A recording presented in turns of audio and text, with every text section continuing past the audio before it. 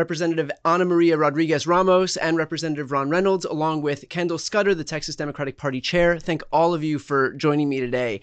So first and foremost, we have some news here that was going back and forth. We had some reporting yesterday that the Texas Democrats were considering going back to Texas and ending the quorum break. So first and foremost, can you let us know one way or the other whether the Texas Democrats are seeking to stay out of Texas or return back to Texas? Yeah.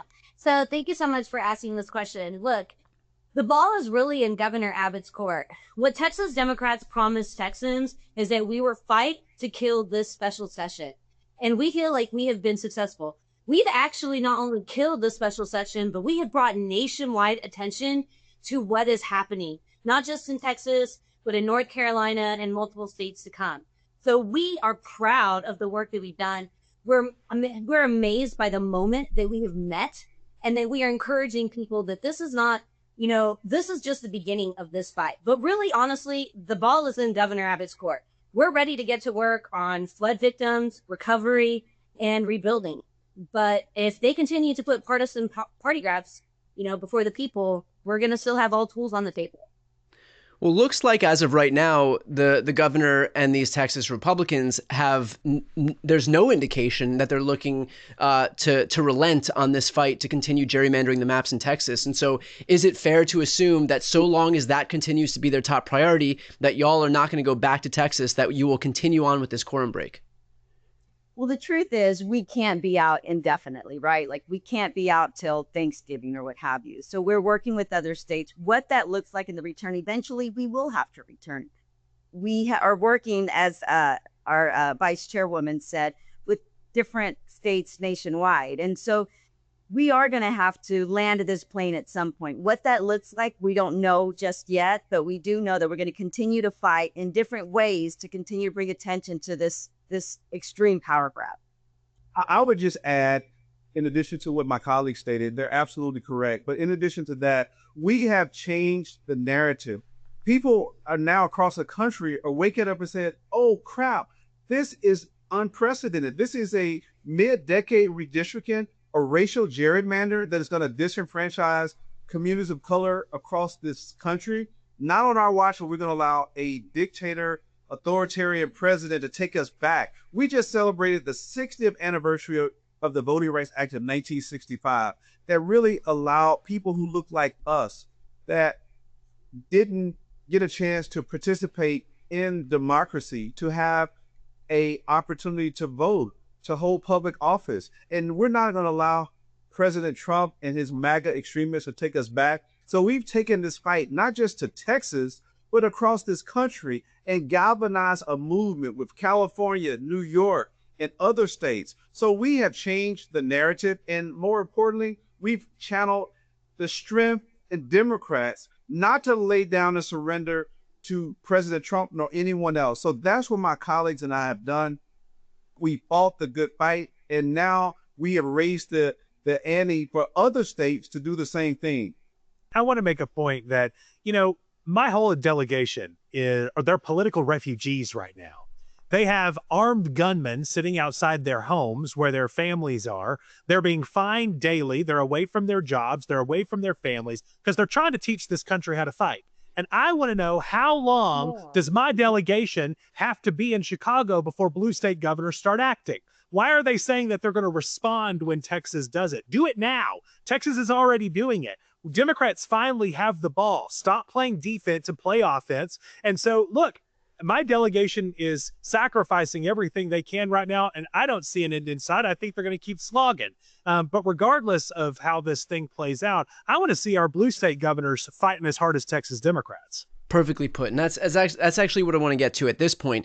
We've seen some action. We had an announcement from Governor Newsom out in California today where he announced that he was moving forward with this redistricting plan, that it's going to be on the ballot on November 4th here in my state. What would your message be to these other governors? And we have a few states where we can actually go on offense, looking at Illinois, New York, Maryland, Oregon, Washington, Colorado, and I'm sure I'm missing some as well. But what would your message to those blue state governors, especially in states that are trifectas, to do in terms of right now, while you guys are not at home, getting fined daily, putting your safety at risk, and we have yet to see some definitive concrete action? Well, I'd like to speak to that. It's important, and what you mentioned, different other blue state governors. The fight is not really just a Texas fight. It's a nationwide fight. We've seen Trump's economic failure. His agenda, the only avenue that we have to mitigate the consequences of hundreds of thousands, if not millions of people losing their health care, millions of people losing their jobs, getting kicked out of their homes, people not being able to afford groceries. The last shot we have to mitigate the harmful impact that families are feeling and are going to be feeling tremendously within the next few weeks, if not months and years to come, are to stop this mid-decade redistricting or to equalize it with these other states. So it is important that we send that message to the other states, and we already have, but I think they're seeing it. The writing is on the wall. The Republicans, cannot run on their policy and their agenda. They're losing there. They're hurting people every day. And the blue state governors need to step up because it's hurting their people just like it's hurting us. So I think they've got the message, and we're going to continue to encourage that. And what we've done is bring to light what the Republicans are typically used to doing in the behind closed doors and the dark shadows of the night. And so it's encouraging to see that other blue state governors are speaking about it. But now it's time to put the pedal to the metal, right? We have to get this done. And if I could just chime in two points also. These bad policies that we're seeing coming out of the Trump administration doesn't just affect Democrats. Republicans are going to feel the pain of this. Let me tell you, in the big bad bill, they made a tax exemption for tanning beds. They're choosing tanning beds over hospital beds in the United States of America. And that is going to be felt not just in Democratic states, but in Republican states all throughout the nation. And it's not just Democratic states that are standing up. Today, I stood with a delegation from Indiana. Now, they're the super minority in that legislature, but they feel what's coming for them. And they're ready to stand up. And legislatures in red states are ready to stand up. And I think some Republicans are ready to stand up against this too, as we've seen Representative Kiley from California, a Republican, file legislation in Congress to stop this corrupt mid-decade redistricting stuff. So it's not just a partisan Democratic issue. This is an American issue, and I'm proud to stand with all patriots against corruption. I think that's such a good point that, look, I understand that there are both sides who gerrymander. I would also make the argument that Republicans benefit much more from gerrymandering than Democrats do. But the reality is there is one party in the United States that wants to eliminate gerrymandering nationwide, and that's the Democrats. And when H.R. 1 was put up for a vote, not a single Republican voted for it, and that included a provision banning gerrymandering nationwide. And so, yes, it is a race to the bottom. Yes, it is bad for democracy, but there is a solution right there available for everybody who wants to take it, and that is to ban gerrymandering nationwide. And so for all these Republicans who are claiming that Illinois is gerrymandered and Maryland is gerrymandered, yes, those are gerrymandered in very much the same way that Texas, Florida, Utah, North Carolina, Ohio, Wisconsin are all gerrymandered. But at the end of the day, there is a solution. It is a ban on gerrymandering nationwide, and only one party wants it. But it's available. And Kevin Kiley, to his credit, introduced this bill, although, the reason that he did it was pretty obvious, that he wants to protect himself. But you take what you can get at this point. And I'll say Texas Democrats have just been kicked in the teeth and steamrolled for so long. We've got nothing left to lose. And so kind of at this point, what we're doing is we're looking around the country and saying, we're sick and tired of Democrats not fighting hard enough and fighting back. We're sick and tired of always rolling over and being on the losing side and trying to be the only adults in the room. We are ready to stand up and fight back against what I believe has just been a slow creeping constitutional crisis in gerrymandering. Yeah. And it's now upon us. This was one of the huge oversights of the founding fathers, was how these districts were drawn. We have an opportunity to rectify that. So maybe blue state Republicans will work with Democrats to get that done. I don't know. But in the meantime, Democrats around this country, whether they're in Texas or not, need to take this as a great excuse that we're handing you to fight like hell and take what we need to be able to protect this democracy. There have been plenty of folks that are in our ancestry, whether it's my granddaddy who fought in Vietnamese jungles or his dad that was on the beaches of Normandy. They've had to stand on the front lines to defend democracy. All we're asking these blue state Democrats to do is to legislate. That's how they get to save democracy. So step up and do it. Couldn't have said it better. I got to ask y'all, because you all are from Texas, and Texas has a legacy. At least they like to say that they have a legacy of being able to stand up to any interference by any other states, any other politicians. That, you know, the last thing one would expect a Texan to do is bow down to some slick New York con man, some guy from Queens who has a history of just hawking a bunch of shit to his supporters. And so what does it say that you have these tough Texas Republicans out there who are all falling over themselves to bend the knee when Donald Trump, again, this politician from New York, comes and tells them what to do? Well, I'll say that it shows that they're cowards, that they would submit to a con man from New York. And they normally rail on being Texas proud, that we're from the Lone Star State, that we're Texas tough. And here they are bending at the knee to a wannabe dictator that was a draft dodger from serving in the military, someone who has had multiple failed marriages, bankruptcies, 34 convicted felon, millions and millions of dollars in lawsuits for sexual assault and all kind of things. This is the one that they're bowing down to and kissing his ass. So it's embarrassing. It is an affront to the failed Republican leadership that they would do so. And it isn't a shame that they're Texas so-called leaders. It is a shame that they're doing this. Democrats are showing what real leadership looks like. You stand up to a bully, and if a bully threatens you, you hit him back.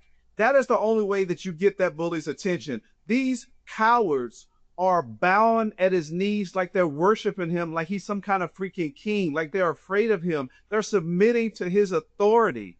And to me, they should be embarrassed. This is an embarrassment to the state. This is an embarrassment to the country. This is not the Texas that I know. When Democrats are in the majority, they'll show what real leadership looks like when we have the majority. And that is why elections matter. We need the people at home to pay attention and to vote these cowards out of office.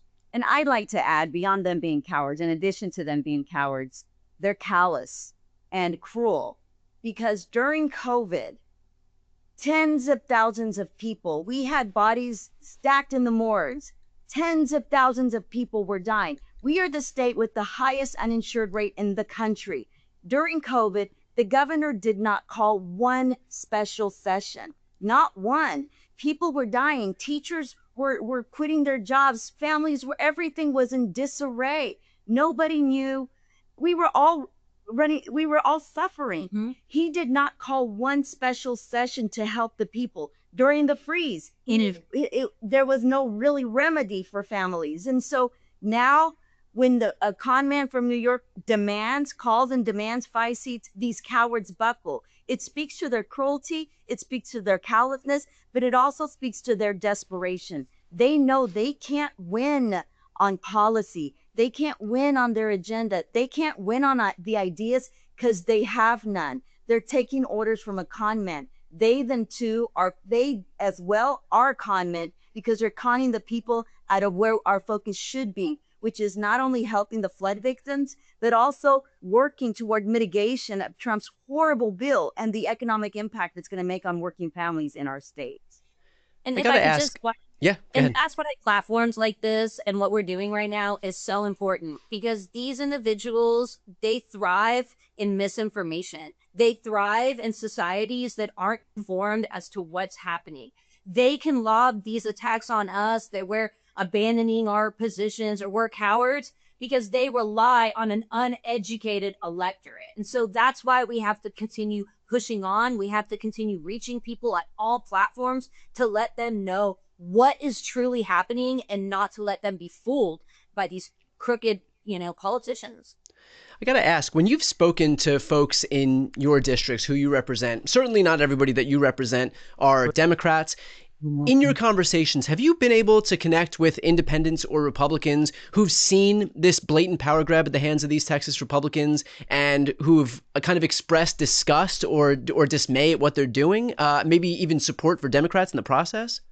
I love this question, and I just really want to be the one to answer this because I represent a swing district in Collin County.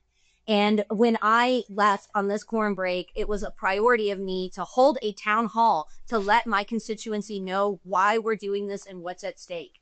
I'm telling you, I was blown away by the attendance. I had never had a town hall with 160 people show up. And I'll be honest, I was a little afraid at first because I didn't know, representing a swing district, who would show up. I had 158 individuals. They were cheering us on. 2 people a little upset, but they got handled in the comments. So I said all that. My staff said that's called being ratioed. I'm really happy that Texas Democrats are bringing the fight. We're winning the messaging war, and it's not just Democrats that are in it. It's independents and it's Republicans too. So this is really an American issue. This is not just a Democrat or Texas issue. And I think Republicans also know that whatever, and independents, they understand the rarity in mid-decade redistricting. This is not something that's common. And they understand that politicians are picking their voters. And they don't like that no matter what party you're from, what state you're from. People do not like when politicians pick their voters. And they understand that this is what's happening right here. So overwhelmingly, they support us because they also see that if this happens, and it's happening in Texas, if we allow this to happen, then every election, if a politician doesn't like their voters, they can redistrict every single election. What does that mean for democracy? We then no longer have a democracy. We're not only flipping into authoritarianism, but fascism, right? Where voices are silenced overwhelmingly. At some point, you won't even have elections because there'll be no need for that. And I think no matter what party you're from, people understand this. And Brian, I'll say, it doesn't matter how you voted in the past. Today's Republican Party is a coalition of trust fund babies and class traders doing the work of the billionaire class and not of working class people. If you work for a living, you don't got any business voting for the Republican Party anymore. They've promised you they wouldn't slash Medicare and Medicaid. What did they do? They slashed Medicare and Medicaid. They shut down rural hospitals. They made your energy costs more expensive, pushing the largest tax increase on working class families in my lifetime with these tariffs. They ain't doing the work of you and me, okay? They're doing the work of their donors and their owners. Donald Trump's a billionaire with his gold-plated name on the outside of a gold building where he shits in a gold toilet.